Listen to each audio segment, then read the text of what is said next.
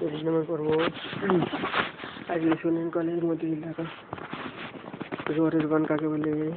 জোয়ারের জোয়ারের প্রভাবে সমুদ্রের পানি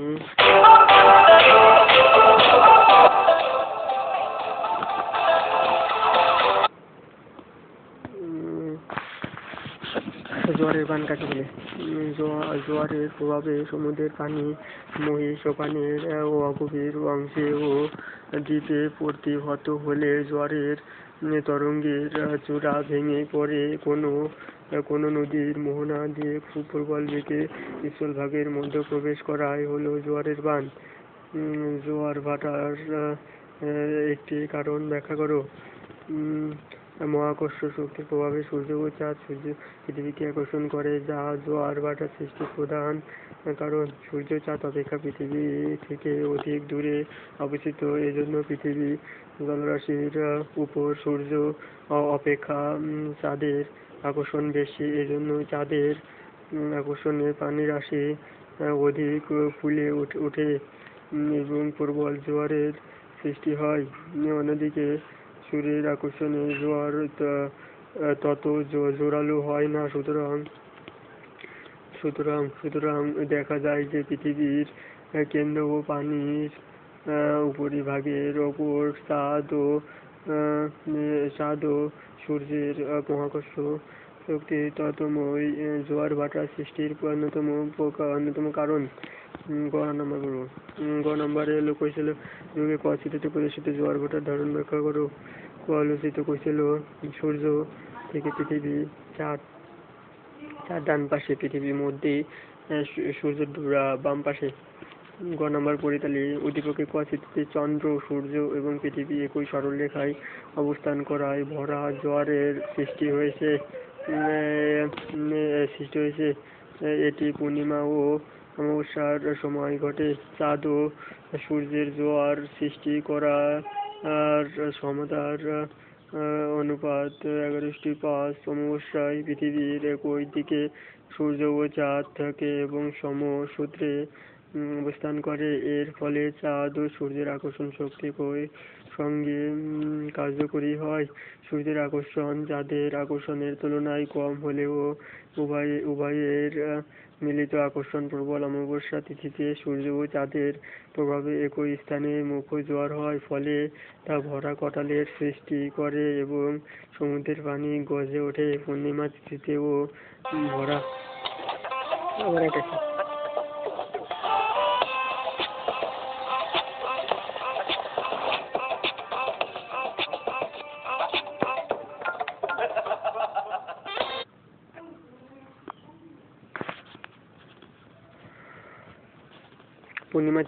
ভরা কটাল সৃষ্টি হয়। তবে চাঁদ ও সূর্য পৃথিবীর বিপরীত দিকে সমরেখ অবস্থানের কারণে চাঁদের প্রভাবে যেখানে মুখ্য জোয়ার হয়, সূর্যের প্রভাবে সেখানে গৌণ জোয়ার গঠিত হয়। গ নম্বর কৌশিকী স্মৃতি ইঙ্গিতকৃত বিষয়টি উপকূলীয় অঞ্চলে যে প্রভাব ফেলে তা বিশ্লেষণ করো। সূর্য, চাঁদ, পৃথিবী।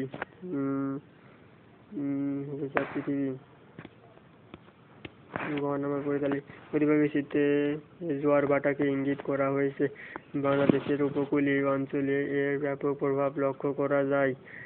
সাধারণত সমুদ্রের পানি ফুলে ওঠাকে জোয়ার এবং নেমে যাওয়াকে ভাটা বলে। জোয়ার ভাটা বাংলাদেশের উপকূলবর্তী এলাকার অধিবাসীদের উপর ব্যাপক প্রভাব ফেলে।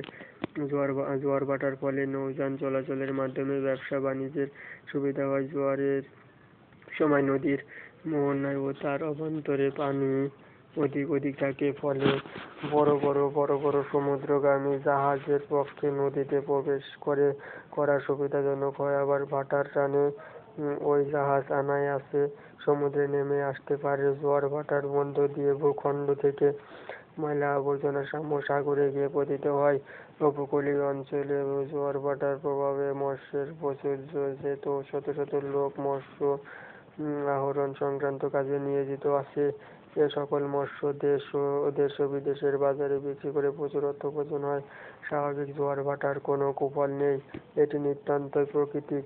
তবে অমাবস্যা ও পূর্ণিমা তিথিতে জোয়ারের সময় বান ডাকার ফলে অনেক সময় নৌকা, লঞ্চ প্রভৃতি ডুবে যায় এবং উপকূলবর্তী অঞ্চল ক্ষতিগ্রস্ত হয়ে জানমালের ক্ষতি হয়। এছাড়া শীত ঋতুতে জোয়ারের লবণাক্ত পানি নদীর অভ্যন্তরে বহু দূরে অগ্রসর হতে পারে, ফলে নদীর পার্শ্ববর্তী মাঠের ফসল, গবাদি পশু ও বিভিন্ন বিভিন্ন শিল্পের ব্যাপক ক্ষতি সাধন করে। সুতরাং জোয়ার ভাটা স্বাভাবিকভাবে স্বাভাবিকভাবে মানুষের কর্মকাণ্ডকে প্রভাবিত করে করে করে বাংলাদেশের উপকূলীয় অঞ্চলে জোয়ার ভাটার প্রভাব নেতিবাচক, তবে বিশেষ বিশেষ সময়ে কোনো কোনো ক্ষেত্রে জোয়ার ভাটার নেতিবাচক প্রভাব ফেলে। সরকারি Michael college Jessore, Madhusudan college Jessore. 26 নম্বর পর্ব উদ্দীপক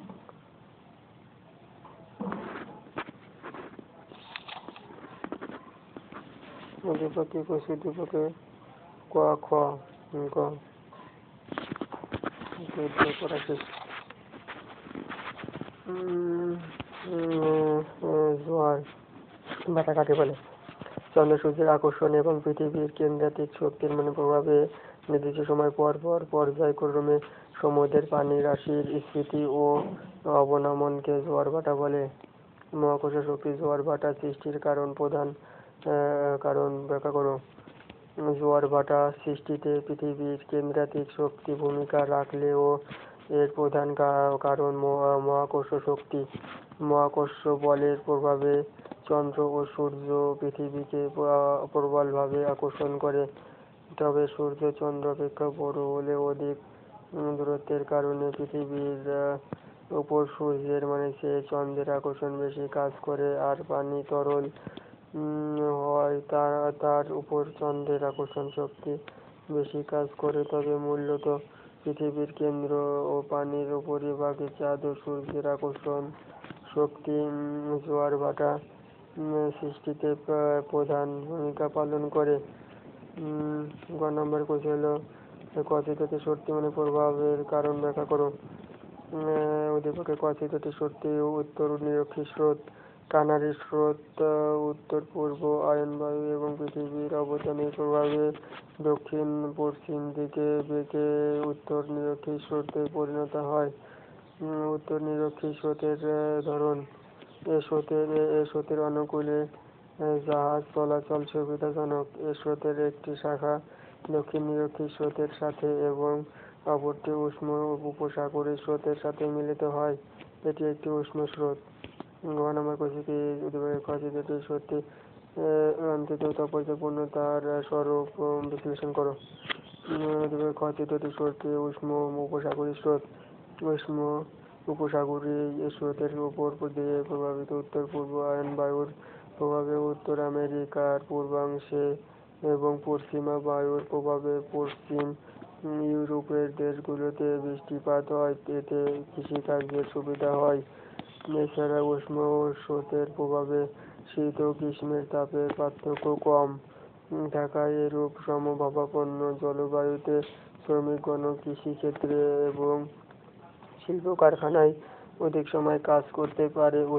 উষ্ণ উপসাগরীয় স্রোতের প্রভাবে উভয় অঞ্চলের বন্দরগুলো 12 মাস বরফ মুক্ত থাকে। এ স্রোতের পানিতে হিমশৈল না থাকায় উভয় অঞ্চলের মধ্যে সারা বছর জাহাজ চলাচল করে। পৃথিবীর মধ্যে এত বেশি পণ্যবাহী জাহাজ অন্য কোনো সমুদ্র পথে চলাচল করতে পারে না। এই স্রোতের অনুকূলে পণ্যবাহী জাহাজগুলো কম সময়ে গন্তব্যস্থলে পৌঁছাতে পারে। সুতরাং বলা যায় উষ্ণ উপসাগরীয় স্রোতটি অত্যন্ত তাৎপর্যপূর্ণ। সরকারি মাইকেল মধুসূদন কলেজ যশোর। 27 নম্বর পর্ব সমুদ্র স্রোত কাকে বলে? সমুদ্রের সাগর ও মহাসাগরের পানির নির্দিষ্ট ও নিয়মিত প্রবাহকে সমুদ্র স্রোত বলে। খ শৈবাল সাগর কেন সৃষ্টি হয় ব্যাখ্যা করো। শৈবাল সাগর উত্তর আটলান্টিক মহাসাগরের একটি সাগর। উত্তর নিরক্ষীয় স্রোত, ক্যারিবিয়ান স্রোত, উপসাগরীয় স্রোত, কানাডি স্রোত প্রভৃতি মিলে উত্তর আটলান্টিক মহাসাগরের দক্ষিণ পশ্চিমাংশের বিরাট এলাকা জুড়ে একটি জলবাত বা ঘূর্ণস্রোতের সৃষ্টি হয়। কয়েক হাজার বর্গ কিলোমিটার বিস্তৃত এই জলবাতের মধ্য অংশ স্রোতবিহীন, অর্থাৎ মাঝখানে জলের কোনো দিকেই প্রবাহ দেখা যায় না। ফলে ওই মধ্যাংশে নানা রকম আগাছা, শৈবাল ও জলজ উদ্ভিদ জন্মায়। এজন্য ওই অংশের নাম শৈবাল সাগর। গ নাম্বার করতে গিয়ে উদ্দীপকে উল্লিখিত পানির অতিরিক্ত বৃদ্ধির কারণ ব্যাখ্যা করো। উদ্দীপক পূর্ণিমা শিকাসাগরে সবুজ স্যান্টো বেড়াতে এসে বিকেলে সৈকতে আছড়ে পড়া ঢেউ এবং প্রবল দেখে আনন্দিত হলো। আকাশে পূর্ণিমার চাঁদ থাকায় সবাই মিলে আবারও সাগর দেখতে গিয়ে দেখলো বিকেলে যেসব স্থানে হেঁটে বেরিয়েছিল রাতে সেই স্থানগুলো প্রায় 5 ফুট পানির নিচে। উদ্দীপকে উল্লিখিত দৃশ্যে পানির অতিরিক্ত বৃদ্ধির কারণ হলো জোয়ার। সাধারণত সমুদ্রের পানি ফুলে ওঠাকে জোয়ার ও নেমে যাওয়াকে ভাটা বলে।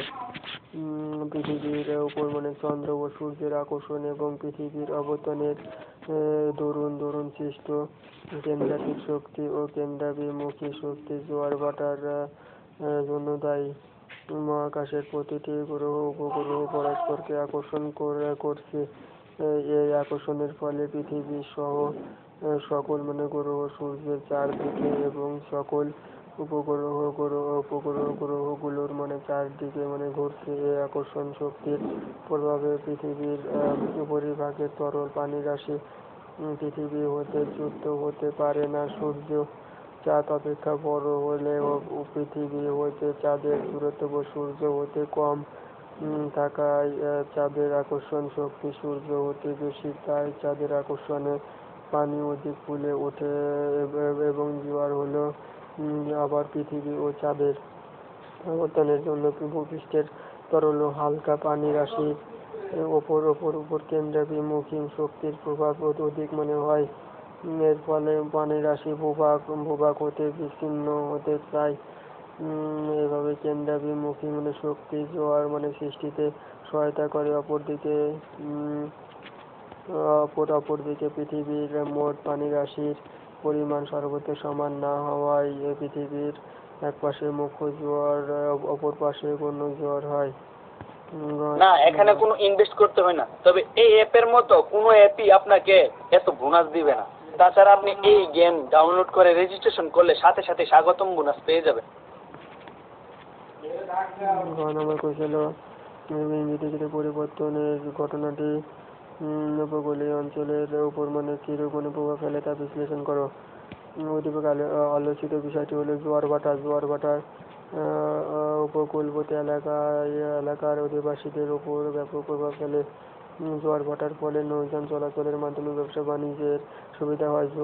জোয়ারের সময় পানির মোহনায় ও তার অভ্যন্তরে পানি অধিক থাকে। ফলে বড় বড় সমুদ্রগামী জাহাজের পক্ষে নদীতে প্রবেশ করা সুবিধাজনক হয়। আবার ভাটার টানে ওই জাহাজ অনায়াসে সমুদ্রে নেমে আসতে পারে। জোয়ার ভাটার মধ্য দিয়ে ভূখণ্ড থেকে ময়লা আবর্জনা সাগরে গিয়ে পতিত হয়। উপকূলীয় অঞ্চলে জোয়ার ভাটার প্রভাবে মৎস্যের প্রচুর হেতু শত শত লোক মৎস্য আহরণ সংক্রান্ত কাজে নিয়োজিত আছে। স্বাভাবিক জোয়ার ভাটার কোনো কুফল নেই, তবে অমাবস্যা ও পূর্ণিমা তিথিতে জোয়ারের সময় বান ডাকার ফলে অনেক সময় নৌকা, লঞ্চ প্রভৃতি ডুবে যায় এবং উপকূলবর্তী অঞ্চল ক্ষতিগ্রস্ত হয়ে জানমালের ক্ষতি হয়। এছাড়া শীত ঋতুতে জোয়ারের লবণাক্ত পানি নদীর অভ্যন্তরে বহু দূরে অগ্রসর হয়ে পার্শ্ববর্তী মাঠের ফসল, গবাদি পশু ও বিভিন্ন শিল্পের ব্যাপক ক্ষতি সাধন করে। উপরিউক্ত আলোচনা থেকে আমরা দেখি জোয়ার ভাটা স্বাভাবিকভাবে মানুষের কর্মকাণ্ডকে প্রভাবিত করে। জোয়ার ভাটার মানে প্রভাব মানে ইতিবাচক, তবে বিশেষ বিশেষ সময়ে কোনো কোনো ক্ষেত্রে জোয়ার ভাটার মানে যে মানে কুফলতা মানুষের কর্মকাণ্ডে ও সাময়িক প্রভাব মানে ফেলে।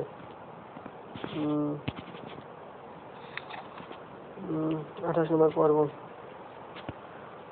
অষ্টমদা জোয়ার ভাটা। নোয়াখালী সরকারি মহিলা কলেজ। পানি চক্র কি? সাগর ও মহাসাগর, স্থলভাগ এবং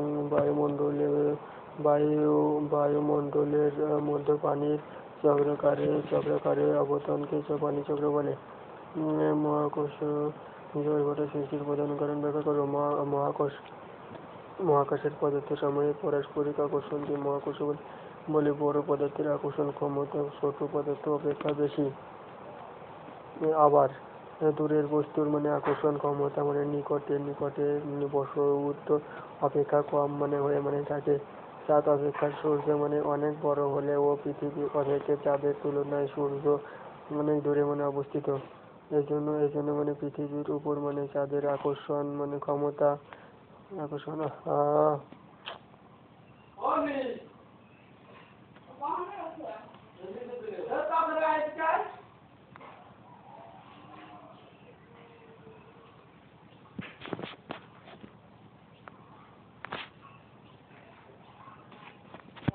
27।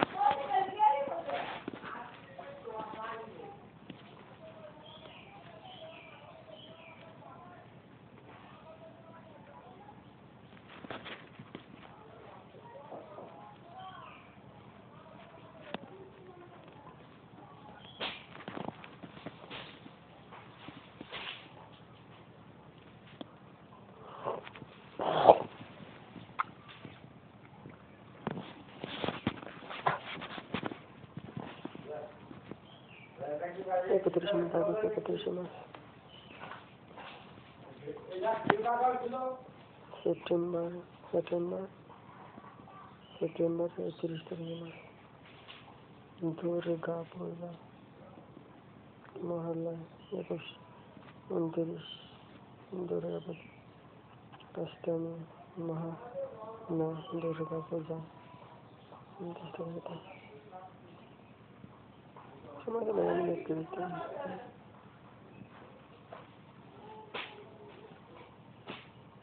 নভেম্বর ডিসেম্বর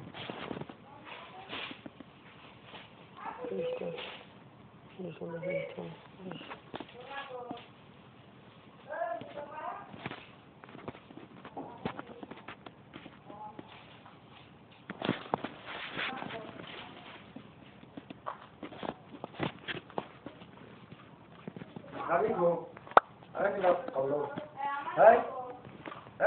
কিসে যাবি?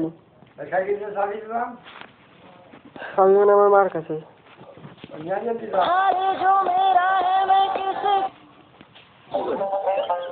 জীবনে চলার পথে